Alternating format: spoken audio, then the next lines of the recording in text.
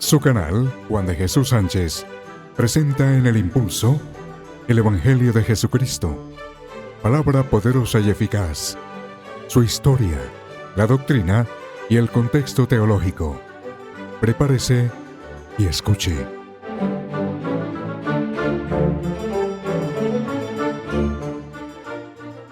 Y hoy un tema realmente para impulsarnos dentro de ese largo contexto de lo que es la historia.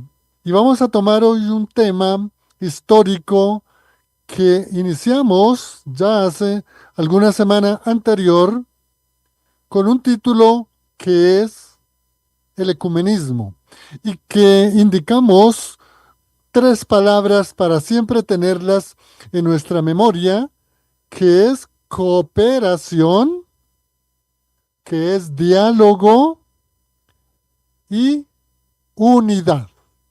Estos tres son los tres elementos del ecumenismo, que está inserta en todas las disciplinas del saber humano y que nos permite, como seres sociales, comunicarnos, interaccionar, hablar, entendernos para tener un propósito en común. Esto en la definición de un ecumenismo general. Pero en el programa pasado, que los invito a que entren a la plataforma de YouTube, el canal Juan de Jesús Sánchez, para que miren esos cuatro aspectos fundamentales que compartimos. Uno es el concepto de ecumenismo, con sus tres elementos. A ver, cooperar, dialogar y unidad. Pero vimos que el ecumenismo es muy amplio, tiene muchas ramas. Entonces, si los académicos en todo el mundo hacen una reunión, una asamblea y una interacción, pues allí cooperan, dialogan y llegan a un propósito, una unidad sobre un tema académico. De igual manera, en todas las disciplinas del saber humano y especialmente en todas las denominaciones religiosas. Pero especial, el diálogo o la cooperación, el diálogo y la unidad entre las iglesias cristianas, en todas sus áreas, sean independientes, sean pentecostales, sean carismáticas, sean hijas de la Reforma. Todos son iglesias cristianas. Y veíamos también una serie de versículos en donde definíamos qué es el ecumenismo cristiano. Es decir, cooperar, dialogar y llegar a una unidad en Cristo Jesús.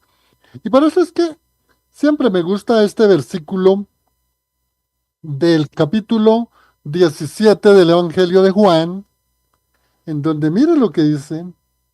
Vamos a leer desde el 20. Pero no ruego solo por estos, sino también por los que ha de creer en mi nombre, la palabra de Dios. Y el 21 lo que dice es algo grande, para que todos sean uno, como tú, oh Padre, estás en mí y yo en ti. Que también ellos estén en nosotros para que el mundo crea que tú nos enviaste. Ese texto, no lo olviden, es el concepto cristiano del ecumenismo cristiano. Si usted va a definir el ecumenismo filosófico, tiene otros elementos. Si va a definir el ecumenismo político, tiene otros elementos. Si usted va a examinar el ecumenismo religioso, tiene otros elementos, tiene otros propósitos. Pero el propósito del ecumenismo cristiano es cooperar, dialogar y una unidad. ¿Cuál? Unidos en Cristo Jesús, única y exclusivamente. Ese es el ecumenismo cristiano. El ecumenismo religioso es muy amplio, pero vamos hoy a ampliar lo que es la parte histórica del ecumenismo. Una cantidad de historia. Una cantidad de historia. Pero voy a compartirles a ustedes tal vez el propósito por la cual estoy compartiendo con ustedes lo que es el ecumenismo en general, que es cooperar, dialogar y unidad en Cristo, el ecumenismo cristiano. Mire, amigo oyente, en verdad, sobre esto hay muchas imprecisiones conceptuales. Vamos a partir dentro de un marco histórico que ecumenismo es, colocémosle un nombre, es un atributo, es una facultad, es un don, es una virtud que tiene el hombre como un ser social racional y religioso. Es decir, el ecumenismo no es malo. De por sí, por su naturaleza, el ecumenismo es, desde el inicio de la humanidad, el hombre coopera, el hombre dialoga, el hombre llega a una unidad. Ese es el ecumenismo, que a veces, cuando le hablan a uno de ecumenismo, le parece a uno como algo negativo, algo falso, algo engañoso, algo malo. No, sí puede haber un ecumenismo malo. Voy a colocarles un ejemplo. Cuando nos reunimos en una asamblea para estudiar la palabra de Dios, tenemos la palabra que nos une. Y entonces nosotros giramos toda la exposición, toda la argumentación, toda la enseñanza y percepción sobre Jesucristo, la palabra de Dios.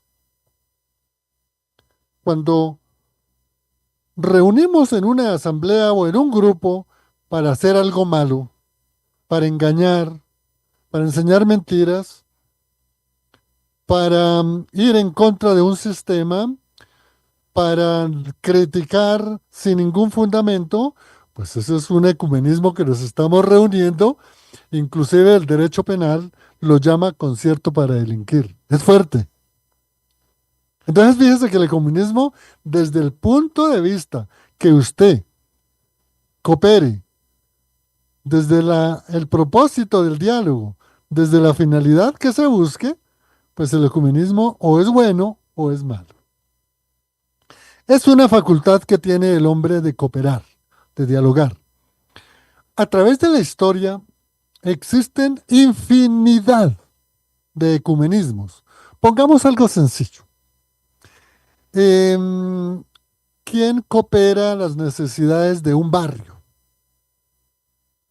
Hay una autoridad que se puede llamar el alcalde menor, se puede llamar los ediles o se puede llamar la Junta de Acción Comunal. Entonces ellos se reúnen y cooperan y dialogan y dicen, mire, ese barrio, esa calle hay que ponerle luz, hay que arreglar las calles. Esto es cooperar. Entonces fíjense que eso es bueno. Pero si los de la Junta de Acción Comunal es solamente por vía de ejemplo, no porque haya casos, no creo que los haya, se ponen a recibir los auxilios y se ponen a invertirlo por allí en cosas que no son para la comunidad, pues eso está mal. Entonces es un ecumenismo, es decir, una unidad, una cooperación, un diálogo, pues falso. Tercer punto de por qué es importante hablar del ecumenismo.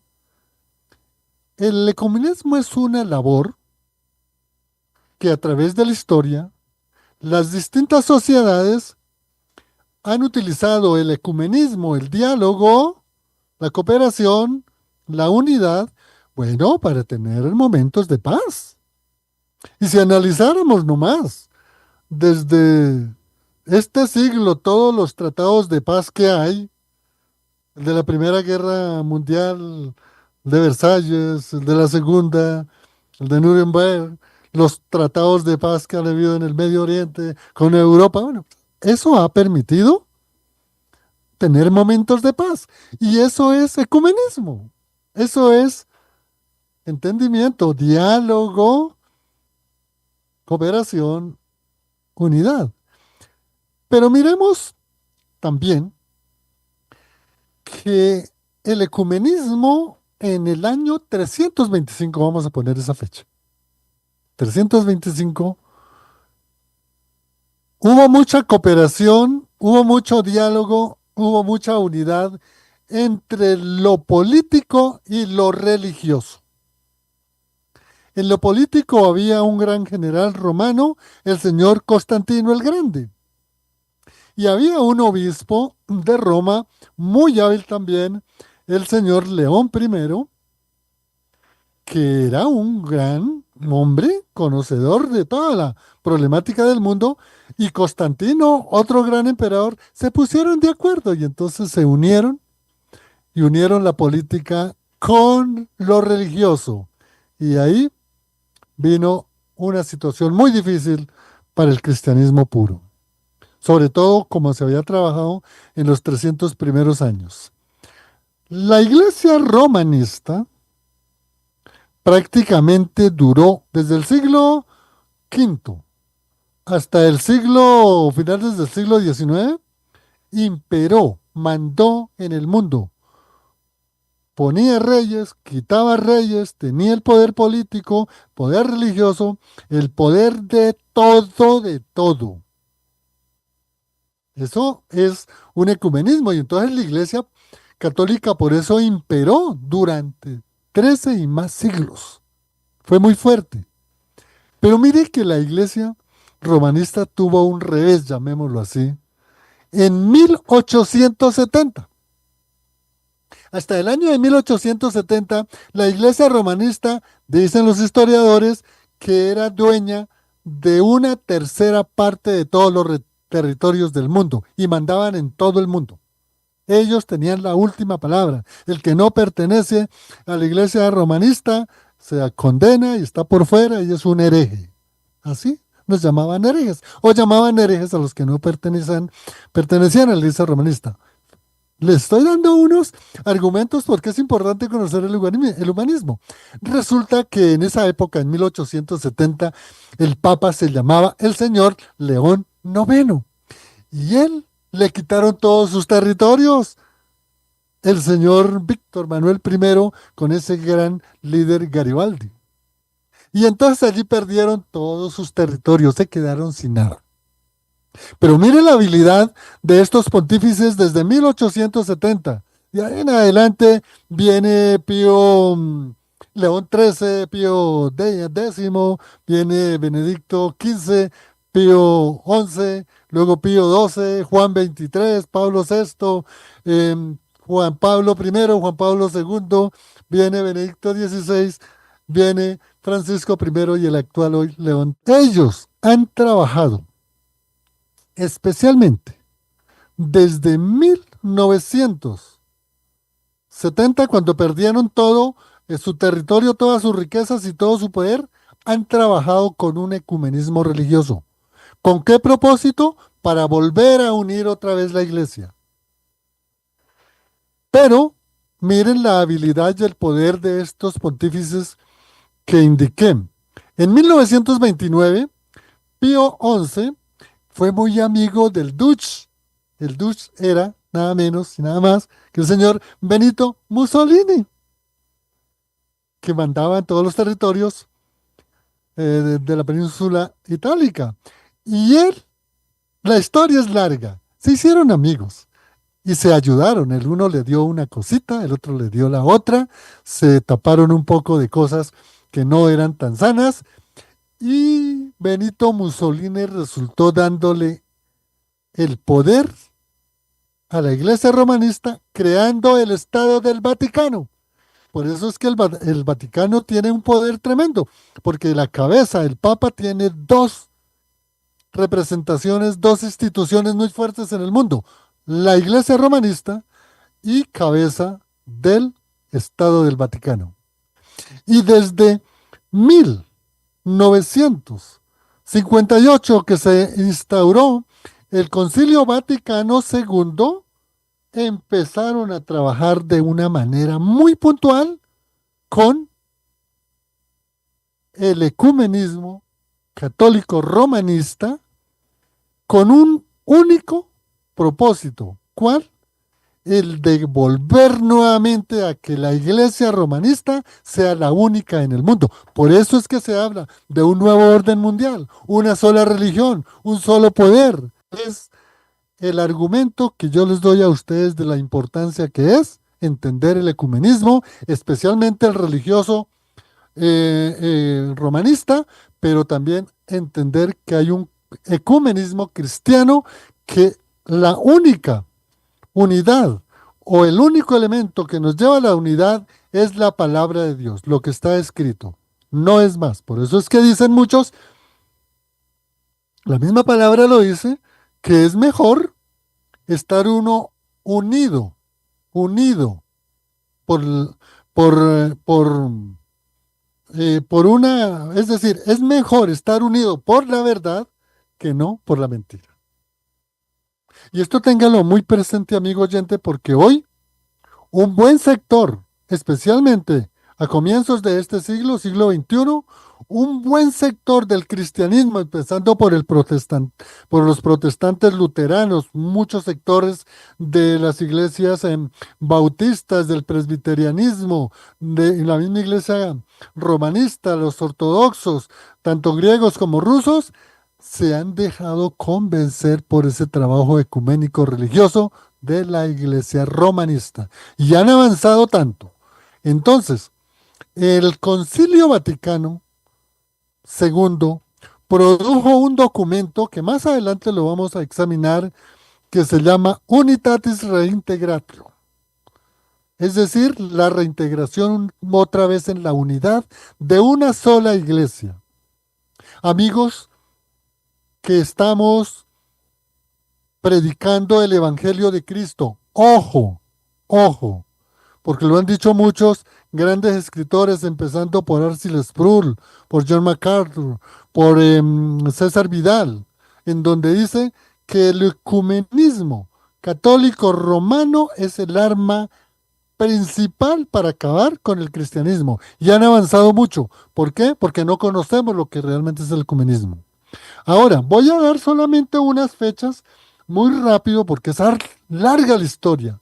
El ecumenismo empezó desde la historia de la humanidad. Pasó por los grandes imperios, pasó especialmente por Roma y llegó hasta Constantino el año 325, en donde se une la política con la religión. Pero verdaderamente, cuando empezó el ecumenismo como hoy lo conocemos, fue en 1910. Ahí hubo un gran académico, que es un tratadista, el señor Sabino Esberria, en donde él empezó a esquematizar lo que era el ecumenismo en todas sus ramas. En 1908, el señor John Spencer y Paul Waddesdon fueron los primeros que hablaron de un ecumenismo dentro de las iglesias presbiterianas y de las iglesias episcopales. Este era un ecumenismo de Spencer y de Watson, en donde ellos querían que se uniera la iglesia anglicana, la que hoy está todavía en cabeza del rey, en este caso el rey Carlos III de Inglaterra o el Reino Unido, y ellos trabajaron tanto que lograron fundar una sociedad llamada la Sociedad para la Expiación. Y tremendo nombre. Y ellos lograron hacer una serie de reuniones en 1910 con la conferencia llamada Misionera Mundial de Edimburgo para poder constituir un gran grupo a nivel internacional llamado el Consejo Misionero Internacional Ecumenista, pero esto lo hicieron dentro, reitero, dentro de la Iglesia Episcopal Anglicana y algunas iglesias históricas. En mil, en ese mismo año, 1910, se dio una reunión con el señor Charles Brennan con un movimiento llamado la fe y la constitución de la unidad religiosa, dirigida por un gran tratadista, un gran académico, el señor Robert Garnier. Y él empezó a trabajar para la unidad de unas iglesias cristianas. En 1914, este señor mismo, Robert Garnier, eh, envió una carta al prefecto del dicasterio romano, Pietro Gasparri, al actual, en ese entonces, en la Primera Guerra Mundial, Benedicto XV, para que se hiciera un movimiento ecumenista. Pero al Papa Benedicto XV no le gustó, lo regañó, les dijo que esas cosas no se podían hablar y que menos estos que se habían separado de la iglesia, los regañó. Y vamos a ver qué pasó ahora después de la pausa con ese movimiento del señor Pietro Gasparri, en qué terminó. Y les estaba comentando que la carta de Pietro Gasparri al Papa Benedicto XV de ese entonces, estoy hablando 1914, al señor Papa no le gustó. Y le dijo, no, un momentico, yo en sí mismo soy la fuente y la causa de la unidad de la iglesia. Así es de que, señores, ustedes manejen por allá aparte sus cosas, pero aquí mando yo. Él pensó que todavía estaba viviendo en la época de los estados papales. Entonces, en 1916, después de eso, el Papa mismo, Benedicto XV, mediante un documento llamado, bueno, se llama Breve Romanorum Pontifice, bueno, esos latinazgos, es sencillo, un breve documento del pontífice, es lo que quiere decir eso. Concedió una indulgencia plenaria a todos los que en cualquier lugar de la tierra volvieran nuevamente a la iglesia romanista. ¿Mm? Les salió adelante a estos otros señores anglicanos porque les dijo, no, ustedes allá quédense con su rey. Yo soy la autoridad, yo soy la causa y si ustedes quieren salvarse, les voy a dar una plenaria. Una plenaria es como un indulto, llamémoslo acá, un perdón. Y entonces todos los que están separados, vengan para acá, vengan para acá. Tremendo. Ellos tienen un poder muy tremendo. Es que ellos manejan, son maestros de la retórica, de la dialéctica y sobre todo, ¿sabe de qué? De la diplomacia, que a veces a nosotros nos falta. Pero seguimos, de todas maneras no le gustó a Benedicto, sino que él. Y así fue que en ese mismo año de 1916, Benedicto XV ordenó que se constituyera en todo el mundo grupos ecuménicos para que volviera los que se habían salido de la iglesia romanista como anglicanos, ortodoxos, la iglesia copta, la iglesia armeniana, todas las tres vertientes de las iglesias que se llaman no de la confesión católica como las independientes, las pentecostales carismáticas y las que abrazaron la reforma, vuelvan acá. Oye, y mucha gente creyó. ¿Cómo les parece? En 1918, un obispo luterano, aquí ya llegó a Alemania, el señor Nahan Sonderbourg, se acercó convocó a un diálogo con los católicos. Y este señor Nahan, que era un luterano, el obispo de los luteranos allá en Alemania y en todo el mundo, hicieron una reunión en un pueblo llamado Uppsala y ahí empezaron a hablar con el cardenal Gasparín para ahora sí, en cabeza de la iglesia romanista, empezar el ecumenismo.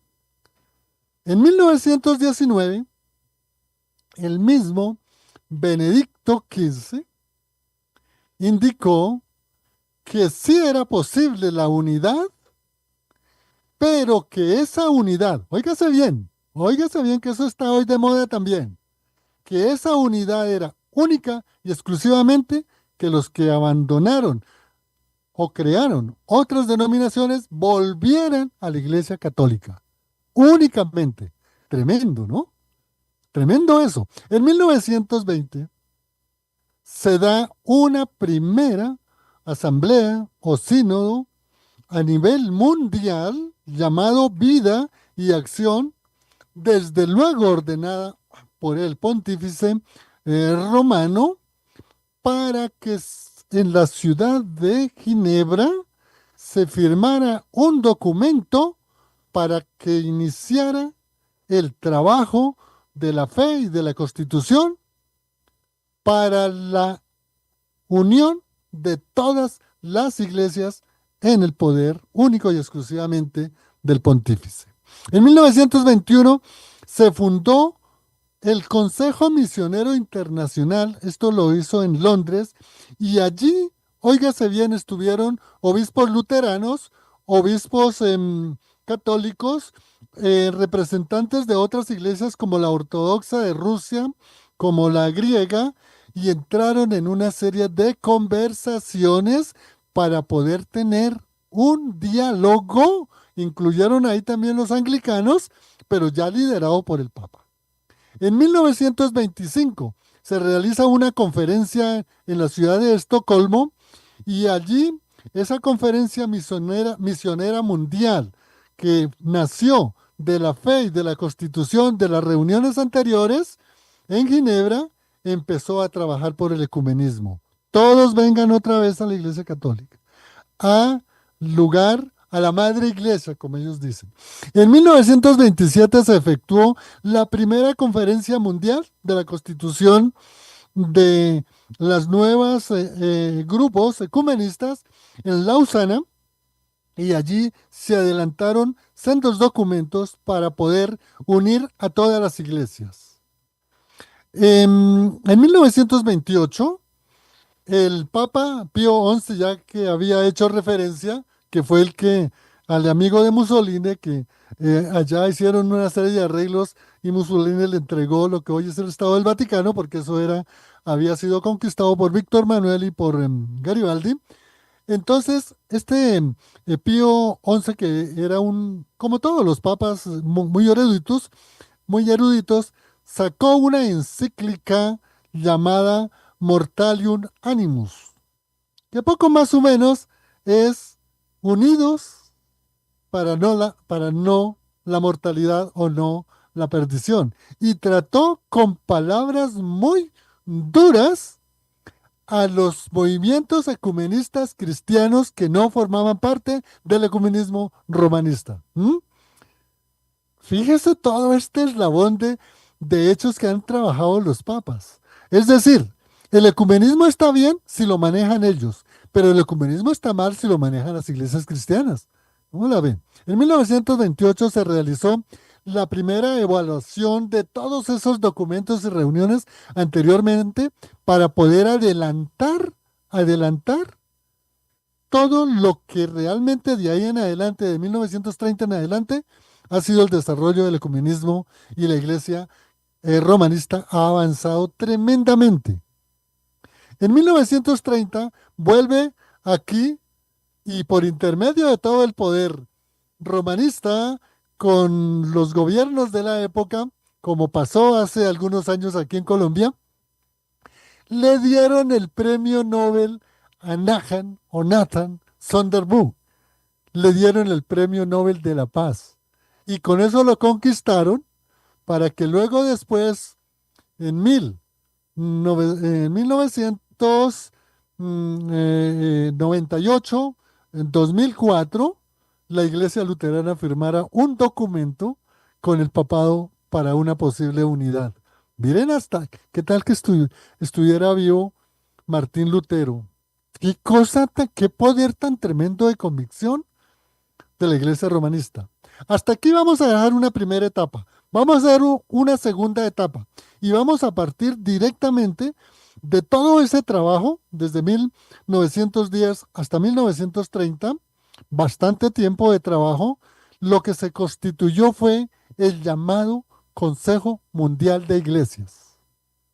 Y desde 1938 en adelante empezó a trabajar ese Consejo Mundial de Iglesias para la unidad, para el diálogo, para los acuerdos de poder llevar adelante una unidad de todas las iglesias.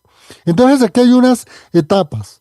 El Consejo Mundial de Iglesias, en primer lugar en 1938, luego más adelante en 1947 en adelante, se dio toda una serie de asambleas a nivel mundial con el Consejo Mundial de Iglesias, que ya estaba constituido, ya estaba maduro, y se dieron unos hechos muy trascendentales que desafortunadamente nosotros desconocemos y por eso nos dejamos convencer. Primero, una en Ámsterdam en 1948. Luego otra reunión en 1954 en Evanston. Luego otra reunión en 1961 en Nueva Delhi. Otra reunión en 1968 en Uppsala. Otra reunión en 1968 en Nairobi.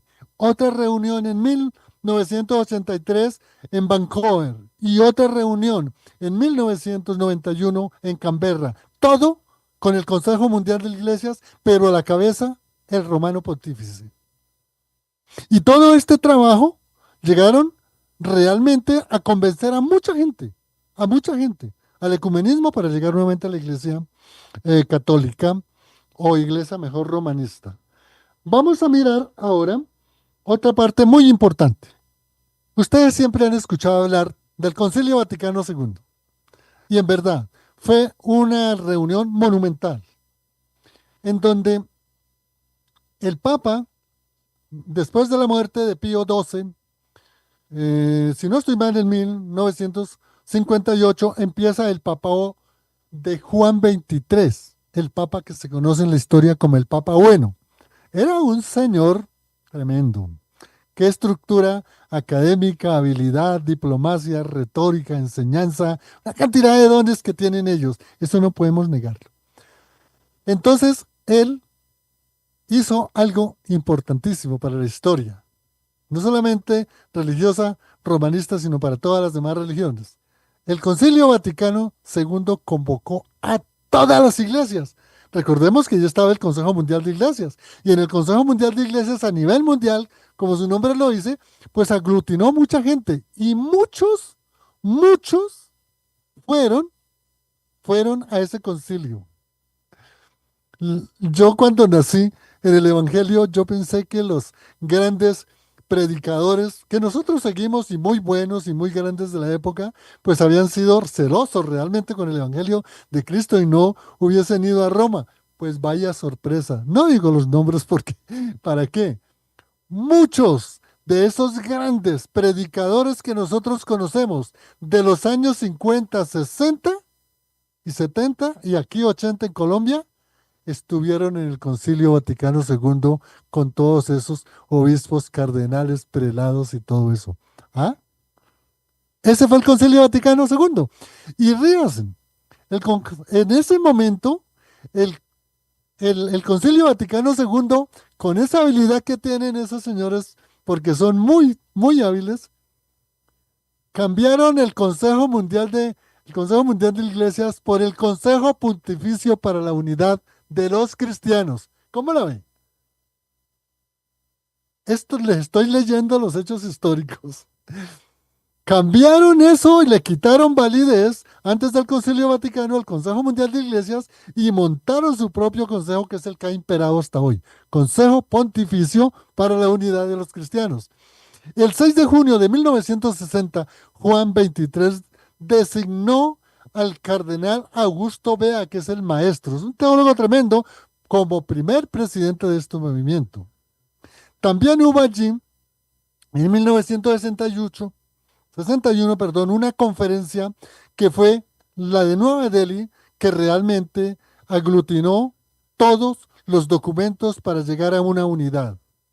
Y allí, en esas reuniones, estuvo allí el documento que recopilaron del Concilio Vaticano II, que ya lo había dicho anteriormente, llamado Unitatis Redintegratio. Unitatis Redintegratio. Es decir, la unión para una integración de todos los movimientos cristianos, pero ellos gobernando, manejando y poniendo todas las ideas. Y allí estaba todo eso. Miren, cuando murió Juan XXIII, miren las palabras que él dijo. Ofrezco mi vida por la Iglesia católica, apostólica y romana, por la continuación del concilio ecuménico, por la paz del mundo y por la unión de todas las iglesias en la Santa Madre Iglesia Católica, Apostólica y Romana. ¿Cuánta gente cristiana ha ido a esos concilios? ¿Cuánta gente hemos visto por televisión? Tres grandes salmistas estuvieron por allá en Roma en algunos años. Ustedes ven por ahí por los videos, besándole el anillo al Papa, haciendo todas las, ¿cómo es que llaman ellos? Las reverencias. Esto tenemos que tener nosotros mucho cuidado. La Iglesia Católica, a través del Concilio Vaticano II, ha establecido los puntos claves para que haya una sola religión en el mundo, llamada la católica romana. Y por eso él dio todos esos obispos que se reunieron, incluyendo de las iglesias armenianas, coptas, la rusa, la de Constantinopla, las iglesias protestantes en Estados Unidos, aquí en Sudamérica, fueron allá. ¿A qué van a hacer allá? Y ellos aprovecharon para que se tuviese la validez de este documento que voy a resumir por ahí en unos puntos muy rápido. Se dice que el ecumenismo debe ser fomentado por los obispos de la Iglesia Católica y que debe ser fomentado en segundo lugar por todos los presbíteros, es decir, los curas párrocos, y que solamente el espíritu ecuménico debe ser en la cabeza del pontífice y que el pontífice es el que hace la exhortación única y exclusivamente para la unidad de todas las iglesias. Y que la iglesia romanista es la única que tiene la autoridad porque tiene las llaves de Pedro y tiene la roca que es Pedro y que solamente la iglesia es la que debe liderar el ecumenismo. Y también dijeron que hay que tener compasión y amor por los hermanos separados. Y aquí es donde nace ese cambio que ellos dieron. Amigo oyente, ya lo he dicho, antes del Concilio Vaticano II, es decir, de 1958, todos los que no pertenecían a la Iglesia Católica eran herejes, herejes, punto. Después del Concilio Vaticano, con estas declaraciones, entonces ya dijeron, no, no, no, no, cambiamos la palabra hereje y digámosles hermanos separados.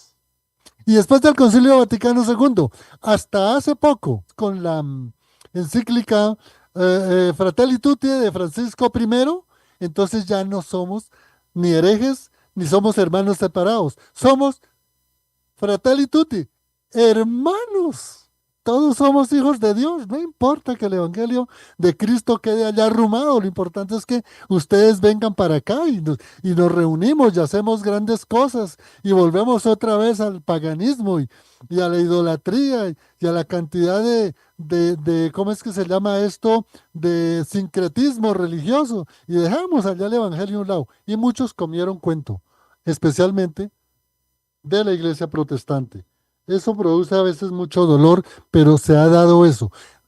Entiéndame por qué quiero que sepamos lo que es el ecumenismo. Ahora, ¿qué fue lo que fijó el documento Unitatis Reintegratio? Reintegration. Fuera de esos puntos anteriores, unos más específicos que los llamaron práctica para el ecumenismo mundial, en cabeza, desde luego, de la iglesia romanista. Primero, ellos mismos se dijeron, nosotros vamos a renovarnos. Y por eso es que ellos, en los años 60 empezaron los movimientos y 70, los movimientos carismáticos, católicos. Se infiltraron, tomaron todo el modelo, especialmente de las iglesias protestantes, pentecostales, carismáticas, y se renovaron.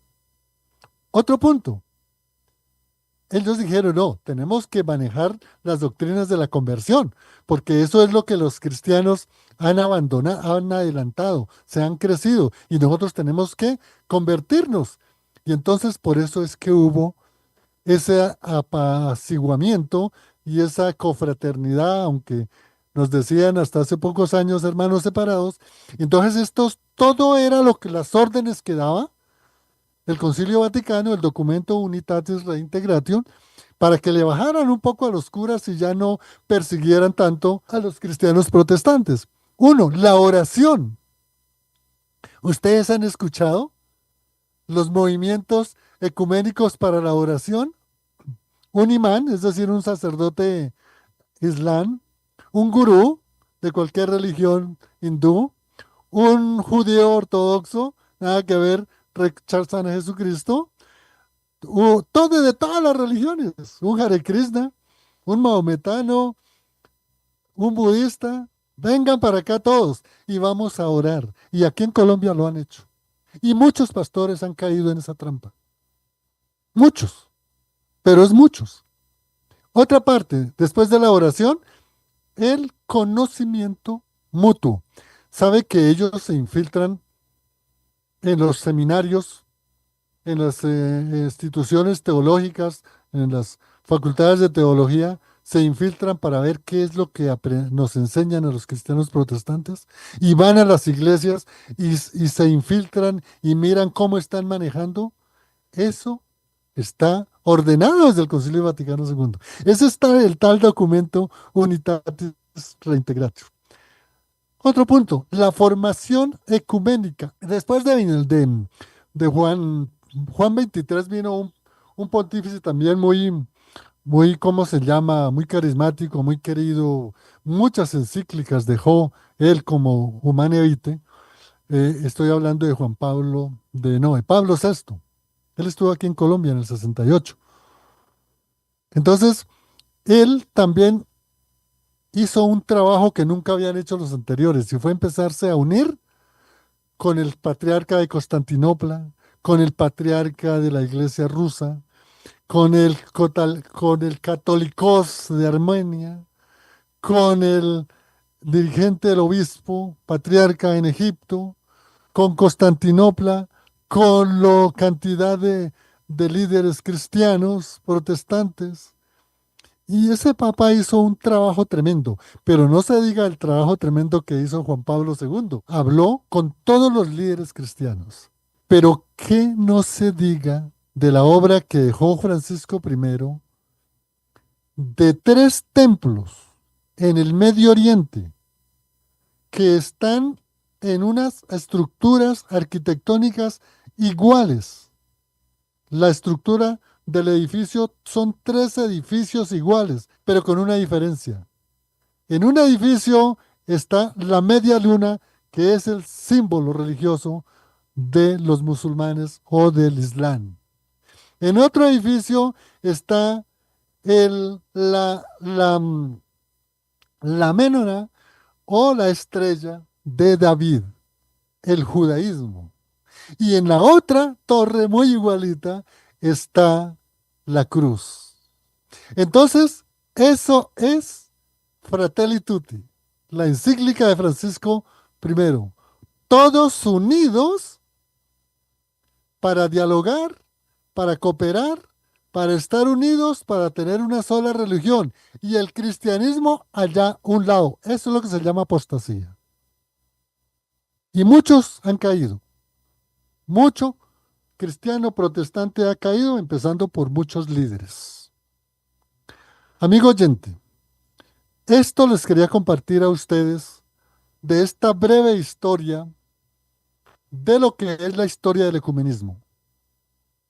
¿Cuánto quisiera ampliar? Porque hay toda una historia de los grandes líderes que han promovido todo el ecumenismo para hoy estar al borde prácticamente en una crisis de la iglesia cristiana protestante que ya se parece más a la iglesia católica en un gran sector. Y por eso es que muchos han indicado, con justa razón, que el ecumenismo romanista es el arma perfecta para acabar con el cristianismo evangélico protestante. Amigo oyente, los invito para que vuelvan a examinar el primer documento de la parte conceptual, la parte del ecumenismo religioso, el ecumenismo cristiano, con este programa de hoy, que es toda la historia del ecumenismo y sus principales eventos. Gracias a todas las personas. Dios los bendiga. El Señor los guarde en gran manera. Nos acompañó en el Control Master Camila. Hasta otra oportunidad, si el Señor así nos lo concede. Bendiciones.